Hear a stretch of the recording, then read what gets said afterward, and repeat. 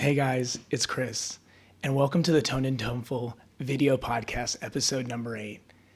So today, guys, we're going to be talking about how awareness can help your anxiety. So we're talking about how when we become more aware, maybe we can work on some of our anxiety. So I'm going to show you 5 different things I think that maybe might not have been thought of. So I want to talk about those, and that's what we're going to do today. This is per suggestion of, I did a little Instagram story last week, and seems like people wanted to talk about anxiety, got a fair amount of those as responses. Some of them weren't answers to the question directly, but they were private messages. So anyway, guys, here we go. I got my little list here. So the first one that I want to talk about is your mentality. Off the bat, how we view ourselves is very important when it comes into anxiety. Because one of the things that you're going to recognize about anxiety is that it causes you to be very worried about maybe an imperceptible future or a loss of control in situations where there's a desire for control. So this type of situation is never good when we have a low self-view of ourselves or too high of a self-view of ourselves. So I think one of the best things that we can do as a first thing for our mentality is get our self-view in check and have a correct perception of ourselves that allows us to navigate the world in a way that it's actually functional for us. You know, we can't pretend that we're a millionaire in our head and then not have the money. And then we also can't pretend that we're just, a peasant upon the street beat down, but we actually have some talents. So we need to be the person who's right where we are. We need to be paying attention spiritually to where we are. And we need to be cognizant of where we are in our mission. And so that's why it's so important to kind of have a plan. And so that's the second part of this mentality. This is not part 2. This is just the second part of the first one, is you really want to have a plan and you want to remember the structures of what could go wrong. So remember that in your mental view of yourself, remember that you're building up. It's never always perfect. There's always situations that you're going to build up for a while and then lose track, and then build up for a while and lose track. You have to be able to handle this. You have to be able to do this. This is one of those things that makes it a very hard process because nothing's immediate. Nothing is just something that you can just have. When you grow for yourself and you make a training program, and it doesn't have to be a physical workout program.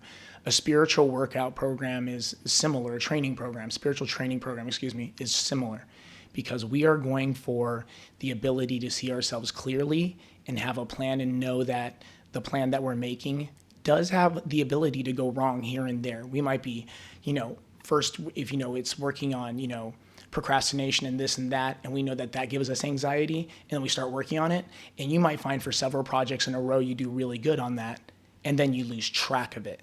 So remember that it's not a thing that is always going to be just an up scale. It might have its, up and then kind of down, then plateau. And you might find that you find certain things that make you even. So when you're doing your self-perception look and you're judging at what puts you where you are, if you can make a list, you might be able to find what helps you move forward and what's been pulling you back and looking for those triggers. Number 2, the second thing I want to talk about is diet. I'm not going to get too deep into any of the things in this particular episode, but what I do want to talk about is caffeine intake. I know a lot of musicians. I've talked to a lot of them about their caffeine intake, and a lot of them kind of almost think of it as like a side thing that they just do all the time. Like everything needs caffeine and boost my creativity. I'm so tired. I stay up all night to write music, and then I have to wake up in the morning. And so I think one of the things that's really important is understanding caffeine has a place in our life, but it is a stimulant. Think about that for a second. It is a stimulant. So your body's going to grow used to this, and eventually when you don't have it, you're going to feel very, very intense when you don't have it. So I think one of the things that anyone can find with their use of coffee is you got to be very careful. I have been a coffee abuser for years, so I am no one to speak on this like, I never, drink 5 cups of coffee in a day when I don't need it. I've done it many times. So think about your caffeine intake and how you're sleeping. So if you have a big gig coming up, or you have a performance to do, or you're going to do something on Instagram and you're going to be filming the next day and it's a really important thing, say you have like a photographer coming out to film you or something, you need to be getting your sleep. You can't afford to be having your memory messed up, and you can't afford to be in a mental fog because you're tired. You can drink as much caffeine as you want, but it won't be able to save you out of that. So I think that people who cycle their caffeine, like maybe use caffeine heavier around like where they'll need it, and then really cycle down on like normal days when they know that they just have a normal schedule, or people who use it as a tool like directly on that day, or someone who only drinks maybe 1 cup in the morning and lets that wear off, and then the rest of the day they work on their diet and they work on their movement and their mental clarity to help push them through the day. So, there's different tools we can use, and if we use different percents of all of them, it can be great. Another thing is sugar. Another thing with anxiety is I notice a lot of people get cramped, or they get tense, or they start to like tighten up. They'll pull their shoulders back. They'll do lots of things that honestly is really hurting their performance. At this point, what I would say is be careful with your sugar intake. I know a lot of people who kind of graze all day, so they'll eat snacks and they'll kind of, eat this and eat that, and then kind of do this and do that, and then, like chill for a little while, then go out and have a, kind of like a pasta dinner or something. And everything is, very much carbo, sugar, like heavy. And if you're not careful with this, it can really, really hurt your performance in the sense of you feel tired easily. You're not able to be consistent. So that's something that you want to be really, really careful of. And that's something that you want to be really, really aware of, because sugar is great and it's a great reward, but you also want to be really sure where you're able to take sugar in and make it work for you, if you can kind of know what I mean. The next one is salt. Salt is something that I think that a lot of people who also experience anxiety puts your blood pressure up. It's not going to help. Going to give you that fight or flight feeling inside, and you are going to be having a very hard time performing, and you're going to have a very hard time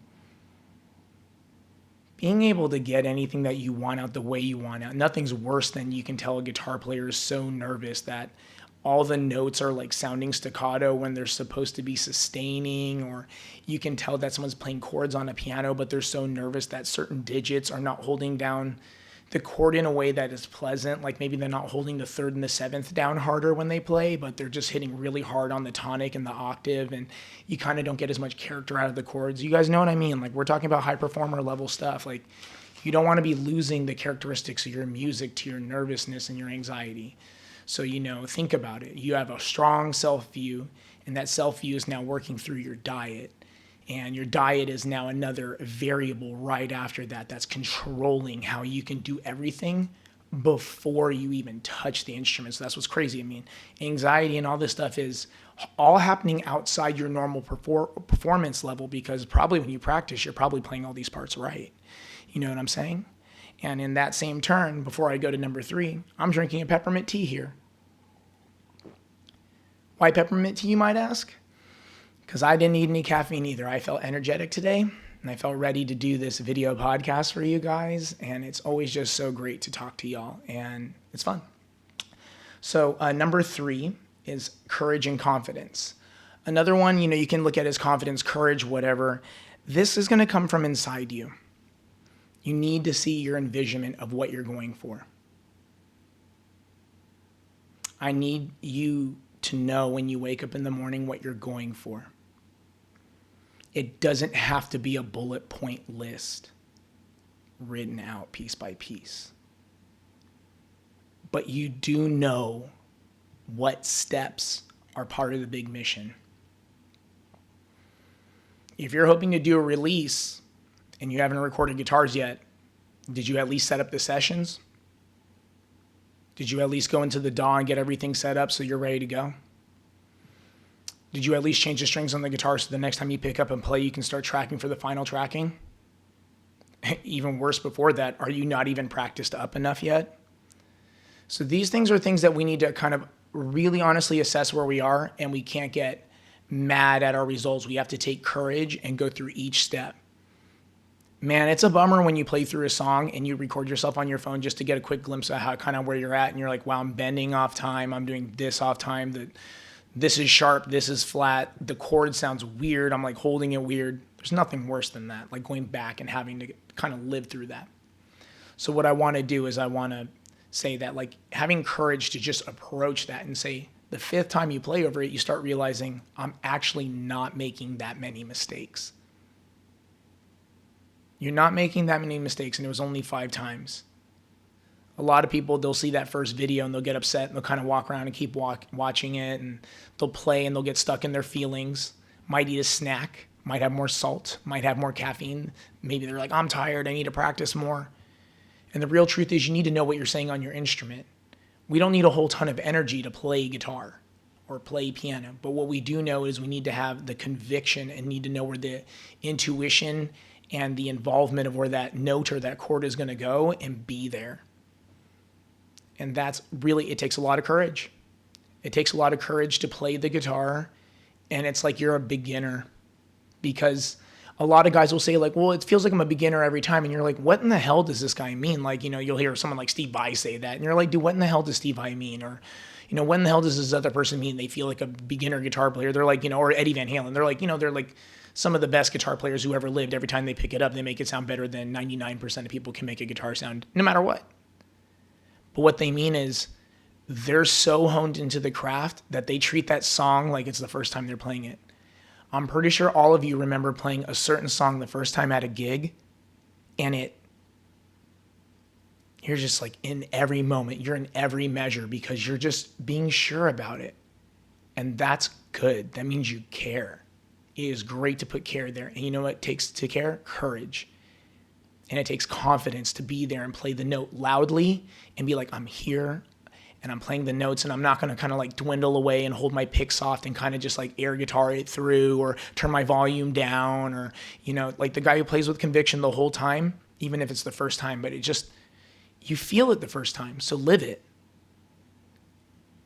And if you can be honest enough to yourself when you play guitar every time, you can have the courage to approach a guitar without muscle memory or anything. Just approach guitar as, this performance is this song, and I'm going to do it right. It has nothing to do with like, oh, it starts on the 13th fret, or it's key of B, or nothing. Just that owing it to yourself. And now number 4, another thing that can help your anxiety is patience. And I'm going to read a little bit out of my journal real quick, because I write in a journal every day. And this is part of, my self-reflection, as I can look at my journals every day and I can kind of know where I'm at and know and really judge something from the outside. When I read it, I'm like, whoa, that's like almost another guy who wrote that. So this has to do with patience, though. The moment that we think we deserve more is because that is the ego talking. How do you know how much is deserved for what? You don't know that. Only the nature of reciprocity knows when you are ready. You must do the work, and you must do what is needed until the moment. Your reward is only a current reflection of your mindset and where you are. And that's something I wrote this morning. I was just writing. I never write my journal in a rush, but at the same time, I never think about what I write. And that's what came out. Our reward is a current reflection of where our mindset and where we are. When you hear someone complaining that they could be more famous, or they could be better, or they could be this, or they could be that,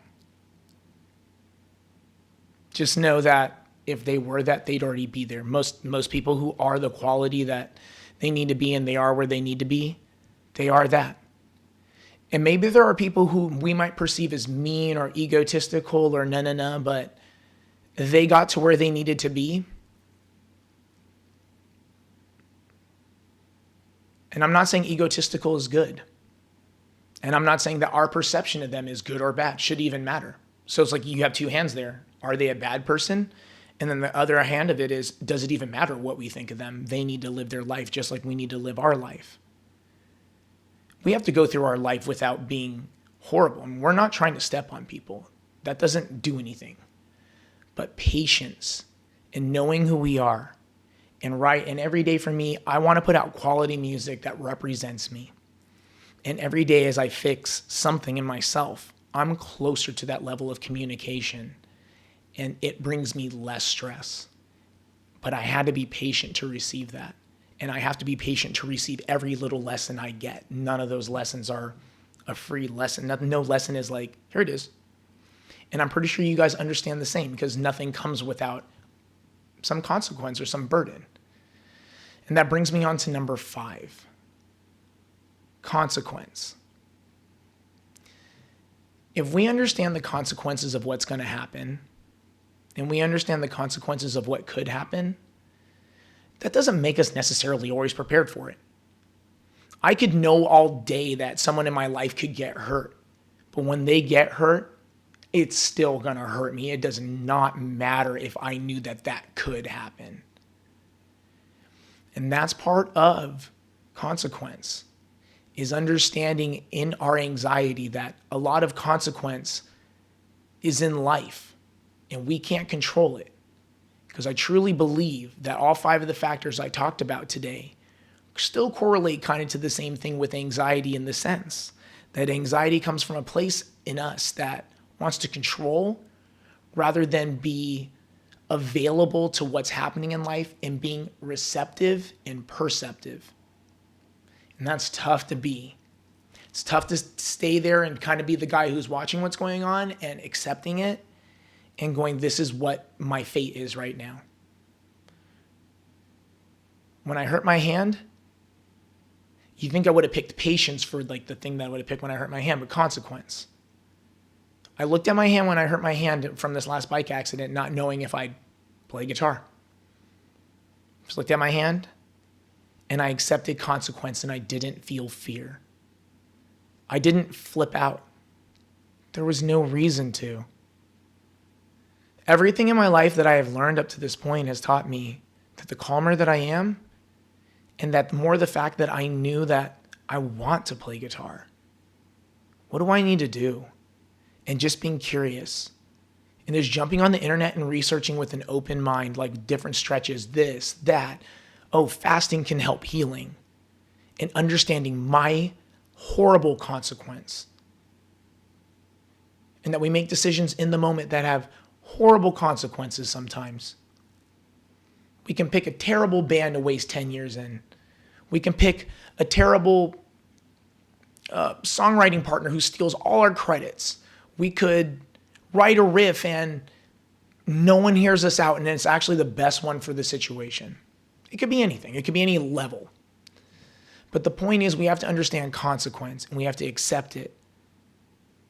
And having all the other 4 factors along with it, to be able to say that you have the mentality to then start there, journal, do whatever it takes, do whatever it takes within yourself to do some work. However you want to. You could do yoga, you could go to church, you could do healing crystals. I don't really mind. I think that everyone has a different way of that, but just work on your mentality and your spirituality. Just work on it and find a way that you can consistently hone it in. And then factored by that into diet. Of course, our diet is such a main factor in how we feel. Our body is the vessel we're in. When it's going off on us and our spirit can't connect with it, man, that's terrible. Of course you can't perform. Of course you can't talk right. Of course you can't get something done. It's impossible. It really is. Number 3, your courage and your confidence. Well, if you have anxiety from your horrible self-view and you're not eating a good diet, you might not be able to get into the mindset where confidence can be in a thing. But if you take control of your self-perception, know where you're at, know where you're going, know what you're doing, working on that diet, get that together, and now you're working your confidence and your courage, now you got a trio of something going on. You're actually getting results. And you're getting results that you know you're going to get because you're putting the time, you're putting the effort, and you're just working on it. Number 4 is patience. How do you know when you deserve what you deserve?